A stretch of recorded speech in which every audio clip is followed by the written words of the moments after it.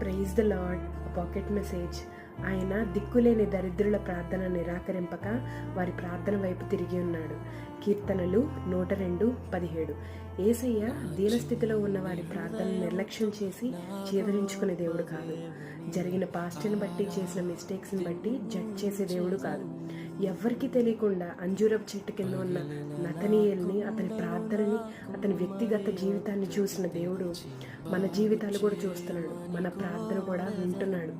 దిక్కులేని పరిస్థితిలో పశ్చాత్తాపంతో చేసిన ప్రార్థన మనుషులు వినట్లేదేమో కానీ యేసయ్య వింటున్నాడు. కాబట్టి కీర్తనకారుడు ఒక చోట అన్నట్టు, ప్రవ్వా, నీ కనుదృష్టి నుండి నేను తొలగిపోయానా, నన్ను నువ్వు లక్ష్య పెట్టడం మానేసావా అన్న క్వశ్చన్స్ అరైజ్ అయినప్పటికీ యేసయ్య ఇస్తున్న ఆన్సర్, నేను వింటున్నాను అని. ఆయన మన ప్రార్థన వింటున్నాడు. ఒక పర్ఫెక్ట్ ఆన్సర్తో మన కోసం ఎదురు చూస్తున్నాడు. కాబట్టి నతనీయేలు పొందుకున్న ఆ ఆన్సర్ మనం కూడా పొందుకొనుగాక. ఆమేన్. Praise the lord.